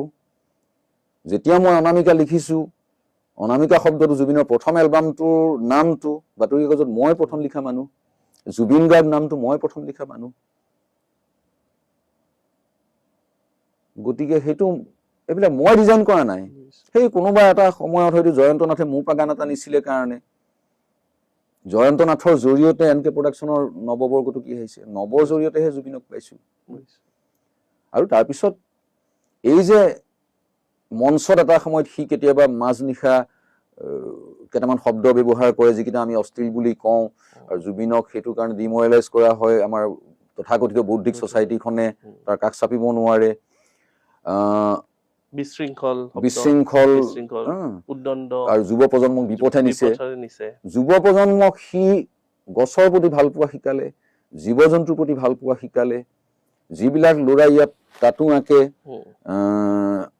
চুলিৰ ষ্টাইল বেলেগ, ইয়াত ৰিং থাকে, সেইবিলাক ল'ৰাক সাধাৰণতে আমাৰ ধাৰণাটো কেনেকুৱা, এইবিলাক আৰু লাফাংগা ল'ৰা, এইবোৰে ড্ৰিংক চিংক কৰি ক'ৰবাত পৰি থাকিব, সেই ধাৰণাটো শুদ্ধ নহয়। মই সিদিনা বকলীয়া ঘাটৰ অনুষ্ঠান এটাতো কৈছো, সেইবিলাকে জুবিনক ফ'ল' কৰিছে, সেইখিনি আমি আমাৰ চকুত পৰাখিনি, কিন্তু সেই একেকেইটা ল'ৰাই সিহঁতে ড্ৰাগছ লৈ থকা নাই, সিহঁতে ছোৱালী জোকাই থকা নাই নদী বা ব্ৰিজ এখনৰ হেৰিয়াত দলঙত বহি, সিহঁতে গছ ৰুবলৈ লগাইছে, আৰু সেই গছ ৰুইছে, সিহঁতে গছৰ প্ৰতি কিবা মৰম আছে, চেনেহ আছে, সেইবোৰ পিছত আহিব, কিন্তু তাৰ আগতে সিহঁতে জুবিনে কৈছে, জুবিন দাৰ আদেশ এইটো। এই মানুহটোক ভাল পোৱা সেই ফলোৱাৰখিনিক জুবিনেতো চবকে তহঁতৰ মোৰ গানবিলাক গা বুলিতো নাই কোৱা, কেতিয়াও মোৰ গান তহঁতে পপুলাৰাইজ কৰি দে, এটা স্বতঃস্ফূৰ্ত আবেগ, স্বতঃস্ফূৰ্ত আবেগ। আৰু সেই ইউথখিনিয়ে জুবিন ফেন ক্লাবৰ সময়ছোৱাত যথেষ্ট কাম কৰিলে, আৰু কিছুমান ব্ৰেক কৰিছে, জুবিন গানতে থাকিব পাৰিলে, গানৰ মানুহ চিনেমালৈ আহিল, চিনেমালৈ সি টকা ঘটিবলৈ অহা নাই কৰোৰ ৰুপিজ, সি চিনেমা, অসমীয়া চিনেমা ইণ্ডাষ্ট্ৰিটো যেতিয়া একেবাৰে তললৈ খহি গ'ল, তেতিয়ালৈকে আমাৰ জুবিন গাৰ্গ যে এই ফেজটোৰে চিনেমাৰ হিৰো হ'ব আমিতো কল্পনাও কৰা নাই। কিন্তু আমাৰ যিসকল তথাকথিত হিৰো হিৰইন আছিলে, তেওঁলোকে এটা গ্লেমাৰ পোৱাৰ পিছত এটা দূৰত্ব ল'বলৈ ল'লে মানুহৰ পৰা, মানুহৰ মাজলৈ সোমাই নাযায়। জুবিনে সেইবিলাক ভাঙি পেলালে। যেতিয়া চিনেমা নচলা হ'ল, জুবিনে ভাবিছে যে এই কেইটামান ইমান লাখ টকাৰ বাজেটত চিনেমা নহয়, চিনেমা ধনী মানুহৰ ব্যৱসায়, চিনেমাই যিটো বিচাৰে সিমান টকা যাৰ নাই সি চিনেমা কৰিব নালাগে। গতিকে তোমালোকে চিনেমা যে অসমীয়া চিনেমা আজিকালি নাচাই কৰি আছা, আমি হিন্দী চিনেমা চাওঁ যিহেতু বলিউড ঘৰানাৰ চিনেমাবিলাক, তাৰ লগত দুইখন চিনেমা পাৰ্থক্যটো ক'ত আছে চোৱাচোন এবাৰ। আমি সেই লেভেলত চিনেমা কৰিব লাগিব, আৰু ডাল দৰিদ্ৰ প্ৰডিউচাৰ আহিব নালাগে চিনেমা কৰিবলৈ। গতিকে সেইটো সি ক'লে মানুহে নল'ব নহয়, জুবিনে কি জানে গানৰ মানুহ, সি চিনেমাৰ কথা ক'ব আহে, সি প্ৰমাণ কৰি দেখুৱালে।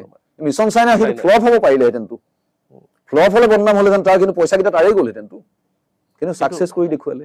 পানীৰ নিচিনাকে পইচা উৰাইছে। চিনেমা এখনে সেইটো বিচাৰে, সেইটো ৰৈ বিনালে চালে গম পাব কিমান সি ব্যয়বহুল এটা কাৰবাৰ কৰিছে চিনেমা, এটা গানত যিখিনি খৰচ কৰিছে, কষ্ট কৰিছে। জুবিন হিৰো হিচাপে বিখ্যাত নহয়, কিন্তু জুবিন ওলালে মানুহে চাবলৈ ল'লে, জুবিনৰ চিনেমা বুলিয়ে মানুহে চাই। জুবিনৰ চিনেমা, তাত কোন ডাইৰেক্টৰ, কোন কিবা আছিলে, কোনেনো গীতটো লিখিছে, এইবিলাক কাৰো নজৰত নাই, কোন নায়িকা, কোন ভিলেইন, একো নাই। জুবিন দাৰ ছবি ঢৌটো কেনেকে আহিল, সেইটোতো জুবিনে কাকো বলপূৰ্বক অনা নাই, মোৰ ছবি নাচালে ঠেং ভাঙি দিমতো নাই কোৱা, কিন্তু সকলোৱে দৌৰি দৌৰি গৈছে। সেই আবেগটো মানুহৰ অন্তৰত সুমুৱাই দিয়াটো, সেইটো তোমাৰ মোৰ নিচিনা সাধাৰণ মানুহৰ সাধ্যৰ বাহিৰত। আৰু সেইবিলাক সেই জাতীয় জীৱন চিৰসুন্দৰে ইমিডিয়েটলি নিদিয়ে। আমি আৰু এজন জুবিন বা জুবিনতকৈ বেটাৰ কোনোবা এজন হয়তো কেতিয়াবা পাম, কিন্তু আমাৰ জীৱনদশাত আমি না ভূপেন হাজৰিকাক পাম, না জুবিন গাৰ্গক পাম। আমি বিশেষ শব্দ এটালৈ আহিব বিচাৰিছো, যিটো জুবিন গাৰ্গ বুলি ক'লে এটা শব্দ মনলৈ আহে, সেইটো হৈছে হাৰ্টথ্ৰব। এই হাৰ্টথ্ৰব শব্দটো আপুনি অলংকৃত কৰিছে জুবিন গাৰ্গৰ আগত কেনেকে এই গোটেই কেনেকে হল মানে আমি কেনেকে হিয়াৰ আমঠু বা হাৰ্ট থ্ৰব শব্দটো আমি কেনেকে পালো মানে আমি পাই গলো আমি লিখোতেও হওক কওঁতেও হওক আমি হাৰ্ট থ্ৰব শব্দটো প্ৰত্যেকবাৰেই ব্যৱহাৰ কৰিলো সকলোৱে ব্যৱহাৰ কৰিলো কিন্তু এইটো কেনেকে আহিল তাৰমানে নাই সেইটো মোৰ নিজৰ ইমান সৃষ্টি নহয় হাৰ্ট থ্ৰব শব্দটো ঠিক মই মোৰ ক্ৰিয়েশ্যন বুলি ক'ব খোজা নাই সেইটো হ'ল জুবিনৰ লগত সম্পৰ্কটো ঘটিলেই 92ত 8 বছৰৰ পিছৰ ঘটনা আৰু জুবিন মোতকৈ 8 বছৰ সৰু সেই 8 বছৰ ব্যৱধানত গতিকে 2000 চনৰ ঠিক বিহুৰ আগৰ সময়ছোৱা মই অলপ জুবিনৰ নিচিনা মেডনেছ মোৰো আছে এখন কাগজতে কাম কৰি থাকোঁতে আমনি লাগিলে মই কেতিয়াবা অফিচত কাম কৰি থৈ যাওঁ অহা এসপ্তাহৰ কাৰণে কৰি মই মনে মনে ক'বলৈ গুচি যাওঁ সেই সময়তে মোক অশোক কুমাৰ বিষয়া ৰাজাদা তেওঁ নতুন চিনেমা এখন কৰিছে I love you heroine Barsha Rani definitely আৰু হিৰোটো নতুন হিৰোটো হ'ল এতিয়া চবেই জানে আকাশদ্বীপ বুলি জানে তাক তেতিয়া তাৰ আচল গাঁৱৰ সি কপাহেৰা গাঁৱৰ পৰা আহিছে মৰিগাঁৱৰ একদম প্ৰত্যন্ত ঠাই পিছু এটা বিচাৰি সি চাইকেল লৈ বহু কিলোমিটাৰ আহি পেলাই ফোন কৰে সি ইণ্টাৰভিউত অহা দেৰি কৰিছিলে আৰু ইণ্টাৰভিউ আমাৰ প্ৰায় শেষ হৈছিলে আমি হিৰোটোৰ কাৰণে ইণ্টাৰভিউ লৈছিলোঁ ৰাজা বিষয়াৰ ঘৰত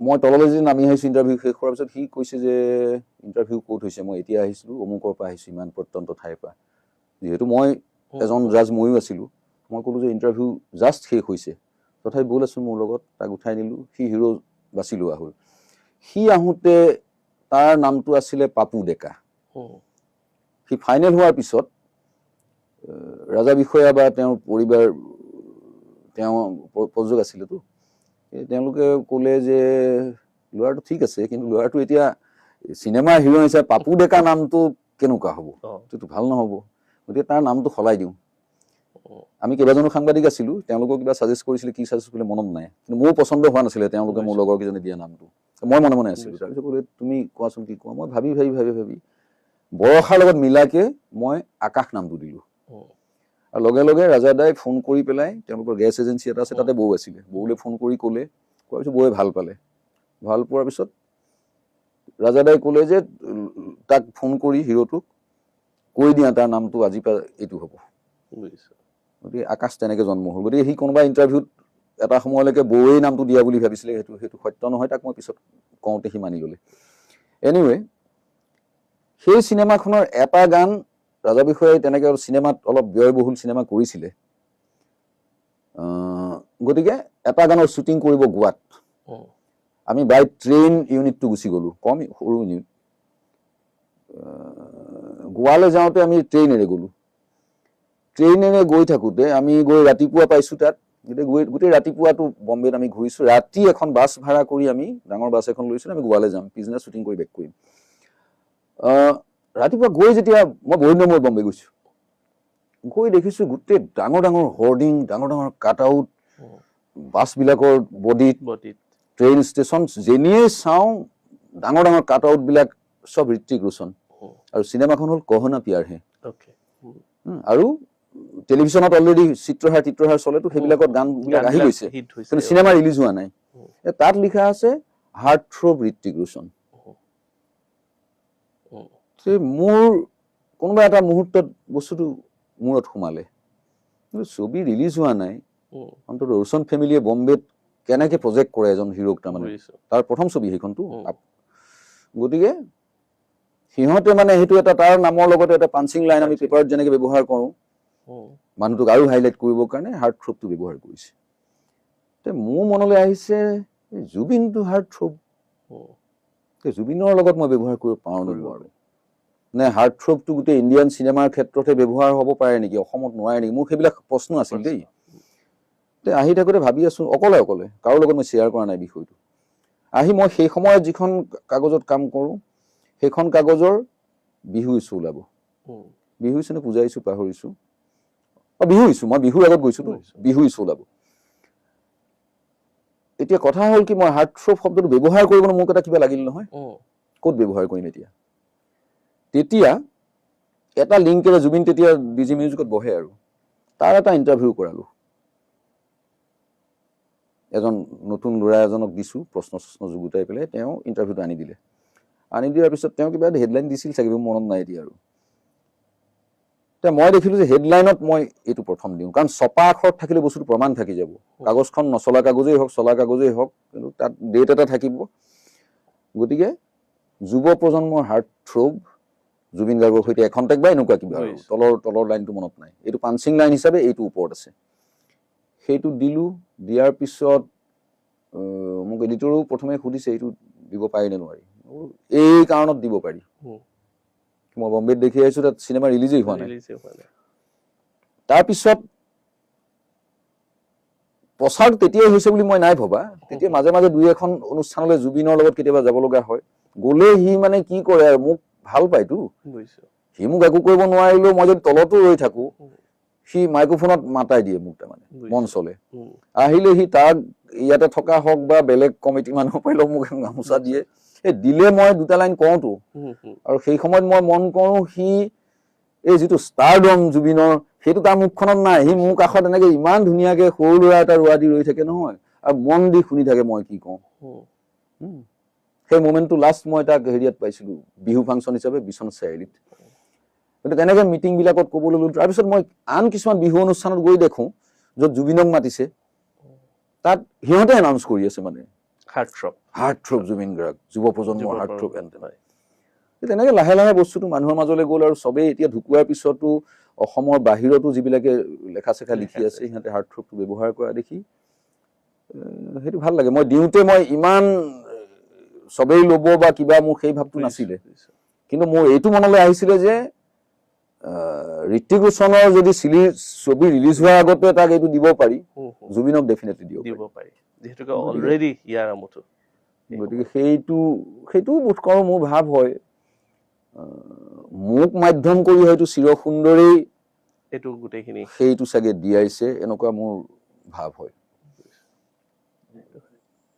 আৰু এতিয়া যিহেতুকে ভূপেন হাজৰিকা জুবিন গাৰ্গ এই ব্যক্তিসকলৰ একদম মানে নিজে কাষৰ পৰা পাইছে তেওঁলোকৰ যি জয় যাত্ৰা আপুনি সহযাত্ৰী হোৱাৰ আপোনাৰ অভিজ্ঞতা আছে আপুনি জানে ওচৰৰ পৰা পাইছে তেওঁলোকৰ ষ্ট্ৰাগল পাইছে তেওঁলোকৰ উত্থান পাইছে তেওঁলোকৰ কেনেকে মানে আমিতো বাহিৰৰ পৰাহে ছবিখন দেখো ভিতৰৰ পৰা কি কেনেকে তেওঁলোকে ফেচ কৰিছে জুবিন গাৰ্গৰ সেনেকুৱা কিবা ষ্ট্ৰাগল মুমেণ্ট আপুনি ভিতৰৰ পৰা জানেনে যে তেওঁ এনেকুৱা ভিতৰি এনেকুৱা ধৰণৰ ষ্ট্ৰাগল অনুভৱ কৰি আছে কিন্তু বাহিৰৰ পৰাতো একদম ষ্টাৰডম বা চেলিব্ৰিটিহুড বা যিটো হাৰ্ট থ্ৰব বুলি কয় সেই গোটেইখিনি এনজয় কৰি আছে বাহিৰৰ পৰাতো জুবিন গাৰ্গ কিন্তু ভিতৰৰ পৰাতো ষ্ট্ৰাগল কিছুমান থাকে ন প্ৰত্যেক ব্যক্তিৰে নিজৰ ষ্ট্ৰাগল থাকে কিন্তু জুবিন গাৰ্গৰো কিবা ষ্ট্ৰাগল আছিলে নেকি এতিয়া তাৰ ক্ষেত্ৰখন সুকীয়া সুৰৰ কথা ভাবিছে বা কিবা আমি তাক যি ধৰণে দেখি থাকো তাৰ নেপথ্যত কিছুমান তাৰ ৰূপ আছিলে যিবোৰ আমি গম নাপাওঁ মৃত্যুৰ পিছত গম পাইছো কিমান কিতাপ সি পঢ়িছিলে এটা ধাৰণা কৰিব পাৰি সম্পূৰ্ণ কিতাপখন হয়তো সি পঢ়ি নাথাকে মই বিশ্বাস নকৰো যে 1000 পৃষ্ঠাৰ কিতাপখন সি প্ৰথমবাৰ পঢ়ি আছে পুথি পঢ়া দি নহয় মূল বস্তুখিনি লৈ পেলাই সি যিটো ছেভ কৰিব লাগে সেইটো ছেভ কৰে বাকী পাহৰি আৰু কাকো সি নকয় মই ইমান কিতাপ পঢ়ো কিবা পঢ়ো তাৰ কথাত ওলাবতো সেইখিনি সি শেষৰ অন্তৰৰ ৰীতা চৌধুৰী ইণ্টাৰভিউটোত মানুহ আচৰিত হৈ গৈছে মানুহক ইউ টাৰ্ণ লোৱাই দিছে যিবিলাক মানুহৰ তাৰ প্ৰতি ভাল ধাৰণা নাছিলে মূল পইণ্টটো কি আছিলে মানে ষ্ট্ৰাগল পইণ্ট এতিয়া ঘটনাটো হ'ল কি কিছুমান ইন্ট্ৰভাৰ্ট চৰিত্ৰ মানুহ থাকে যি ষ্ট্ৰাগলটো নেদেখুৱাই আগদিনা ৰাতি কান্দি আছো পিছদিনা পুৱা হয়তো মই প্ৰফেচনেল ছিংগাৰ মোৰ ৰহাত বিহু আছে তেজপুৰত হয়তো বিহু আছে তাৰ পিছৰখন এনেকুৱা ধৰণৰ ভূপেন্দ্ৰৰো দেখোঁ কিন্তু তুমি সোধাৰ লগে লগে মনত পৰিছে মই মোৰ জীৱনত যিদিনা তাক শেষবাৰৰ কাৰণে লগ পালো সেইদিনা আমাৰ এই হেণ্ডিকেপ মানুহখিনিক লৈ কৰা চিনেমা এখন আছিলে প্ৰিন্সিও আছিলে তাতে হাতেই নাই তাই সেই ছবিখন চাবলৈ সি অকলে আহিছিলে বাকী তাৰ লগত যিসকল সহযোগী টিম এটা যে থাকে সেই টিমটো থাকিলে মই বৰ বেছি সম্পৰ্কলৈ নাযাওঁ বা মোৰ যাবলৈ অকণ দিগদাৰ হয়। আনকি মই মিছন চাইনাতো দেখিছো সি হয়তো আশা কৰে যে মঞ্চলৈ গৈ মই তাৰ কাষৰ আসনখনতে বহোঁ, কিন্তু বাকী কিছুমান এনেকুৱা মানুহ আছে যিসকল জুবিনৰ কাষত থিয় হৈ আইডেণ্টিটি ল'ব খুজিছে, সেইসকলে ঠেলা হেঁচা কৰি মই হয়তো ক'ৰবাতে থাকিলে মই এৰি দিওঁ, যোৱা মই মোৰ আইডেণ্টিটিটো মই জুবিনক লৈ নলওঁ। জুবিন হৈ থাকক, মই হৈ আছো, কিবা এটা আইডেণ্টিটি পাইছো, মোক যিকণ দিছে সেইকণেই মোৰ কৰা। জুবিন এটা বিশাল ব্যক্তি, জুবিনৰ লগত সম্পৰ্ক, ভাল পোৱা, মৰম চব আছে। খালি এদিনলৈও তাৰ লগত মোৰ এনেকুৱা নহ'ল, মোৰ হোৱা হ'লে চাগে ভালেই আছিল, এদিন কিবা বিষয় লৈ যদি তৰ্ক এটা হ'লহেঁতেন, সিও মোক গালি পাৰিলে ময়ো পাৰিলোহেঁতেন, সেইটো নাহিলেই। গতিকে এই শেষৰবাৰ যিদিনা মই লগ পালো, সেই ছবিখন চাবলৈ অহাৰ পিছত ছবি শেষ হোৱাৰ অকণমান আগত আমি উঠি আহিলো। সি হয়তো দুআষাৰ মোৰ লগত কথা পাতিব, তলত তাৰ গাড়ীখন আছে, নামি আহিয়েই সি ক'লে বলচোন বাহিৰত যাওঁ, বল কথা পাতিম। ছবি শেষ হ'ব, আমি গম পাইছো যে ছবি শেষৰ ফালে আহিছে। আন্ধাৰত গৈ বহিছে, আৰু আমি যিহেতু অতিথি হিচাপে আমাক সন্মুখত বহুৱাইছে একেবাৰে, আৰু সন্মুখৰ পৰা ইমান স্ক্ৰিনিং, মস্ত স্ক্ৰিনখনত পিছৰ পৰাহে চিনেমা ভাল হয়, মনে মনে সি উলিয়াই আনিছিলে। কিন্তু বাহিৰততো পোহৰ, বাহিৰত গোটেই সোপা জুবিন যে সোমাইছে গম পায় নহয়, সিহঁতে কেমেৰা চেমেৰা বাহিৰত ৰেডি, জুবিন অহাৰ লগে লগে ধৰিলে, গ'ল কিবা কিবি ক'লে। কোৱাৰ পিছত নামি গৈ গাড়ীখনৰ ওচৰতে যেতিয়া কথা পাতিছো, তাৰ মুখখনলৈ মই এবাৰ চাইছিলো, ফটো এখনো উঠিছো সেইদিনা। কিবা এটা বিষণ্ণতা মই দেখিছো সেই সময়ত, কিবা এটা যেন এটা কিবা অস্বাভাৱিক অৱস্থা এটাত যেন মানুহটো আছে। মুখত হাঁহিটো আছে দেখিছো যদিও, সেই যিটো জলিনেছ মুখখনত, যিটো ব্ৰাইটনেছ তাক মই সাধাৰণতে পাওঁ, হাঁহি থাকে, সেইটো মই সেইদিনা দেখা নাপালো। আৰু মই সেইটো সিমান আণ্ডাৰলাইন কৰিও থোৱা নাছিলো। এতিয়া তাৰ শেষ লগ পোৱা হিচাপে যেতিয়া মই মনলৈ আনো, তেতিয়া তাৰ মুখখন মনত পৰে। সি কিবা এটা যেন ষ্ট্ৰেছ লৈ পেলাই আছিলে সেই পিৰিয়ডটোত। তাৰে এটা পাৰ্চেণ্ট হয়তো চিনেমাখনো হ'ব পাৰে, বিকলাংগসকলক লৈ প্ৰিন্সিহঁতো যাতে কাম কৰিছে সেইটো হ'ব পাৰে, কিন্তু অকল সেইটোৱেই বুলি মই বিশ্বাস কৰিব নাই পৰা। কিবা এটা চাপত হয়তো সি আছিলে, আৰু সেইদিনা তাৰ লগত এই সাংগু পাংগু কোনো নাই, সি অকলে গুচি আহিছে। আৰু সেইকাৰণেই চাগে মই পালো বা সিও মোক পালে, যে তাৰপিছত সি গুচি গ'ল। তাৰপিছত মোৰ ভাৱ হয় যে তাক যদি মই সেইদিনাও ক'লোহেঁতেন বলচোন ক'ৰবাত বহোঁ, তোৰ গাড়ীতে যাওঁ, সি হয়তো গুচি গ'লহেঁতেন। সি মোক কোৱা নাই যে মোৰ কাম এটা আছে গুচি যাওঁ, এনেকুৱা ধৰণৰ একো কথা কোৱা নাছিল। যিকণ সময় এক্সপ্ৰেছ কৰিলেহেঁতেন হয়তো। গতিকে মই খুব দুখিত চালা, ইমান কাষৰ পৰা থকাৰ পিছতো আজি মই তাৰ ভিতৰত যদি কিবা চলি আছিলে সেইখিনি তুমি মোক সুধিছা, ক্ল'জ মানুহ এজন, মই ক'ব পৰা নাই, সেইটোত মই হয়তো ক'ৰবাত দৰিদ্ৰ হৈ ৰৈ গ'লো। আৰু সি তাত মৰিবলৈ কেতিয়াও নাযায় চিনেমাৰ ডাবিং বাদ দি পেলাই। এই অতি কামোৰাৰ কাৰণে সি ভাবিছে হ'ব যা গৈ আহোঁ, আহি পেলাই চিনেমাৰ কাম কৰিম। ছেক্সটো অপবিত্ৰ নহয়, ছেক্সটো চিৰসুন্দৰে দিছে, গছ এজোপাকো দিছে। আমাৰ বিহু গীতত ছেক্স উপচি আছে। ওপৰৰ পৰা যেতিয়া বৰষুণ পৰে, সেইটো পুৰুষৰ বীৰ্য বুলি কল্পনা কৰা হয়। আৰু ধৰিত্ৰী হ'ল, ধৰিত্ৰী বুলি কওঁতো নাৰী। আৰু ডাঙৰ ডাঙৰ যিসকল পিকাচো বা এইসকলে, তেওঁলোকৰ যিবিলাক ডাঙৰ ডাঙৰ ষ্টুডিঅ' আছে, যেতিয়া নগ্ন ছবি এখন আঁকিব, সুন্দৰ নাৰী মূৰ্তি, সঁচাকে হলিউডৰ ডাঙৰ ডাঙৰ ষ্টাৰ আহে, উলংগ হৈ পেলাই এটা পজত শুই দিব, সেইবোৰ আঁকে ব্ৰাছেৰে। আমি বেংক বেলেঞ্চ বঢ়োৱাৰ চেষ্টা কৰিম, সি বেংক বেলেঞ্চ কমোৱাৰ চেষ্টা কৰি থাকে, চবকে দিয়ে, দি গ'ল। চব জানিছ যদি নকলি কেলে কেতিয়াবা এদিন যে মই এনেকুৱা অলপ মেণ্টেল চাপ এটাত আছো, কিবা কৰিব পাৰিবি নেকি তই? সোধটো, মইতো তোৰ মুখত থিয় হৈ আছিলোতো সেইদিনা প্ৰেছ ক্লাবত, হেৰিয়াত হোটেল লণ্ডনত, তই মোক কিয় নকলি তই?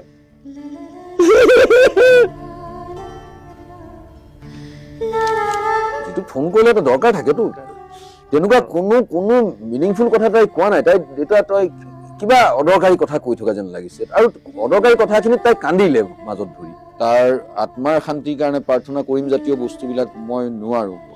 মই মোৰ বুকুত তাক জীয়াই ৰাখিব খোজো, সি জীয়াই আছে যেন ফিলিংছ এটা লৈ মই থাকিব খোজো। মই এইফালে চোৱা নাই, এই হেৰিবিলাক দেখিলে মই বৰ ভাল নাপাওঁ।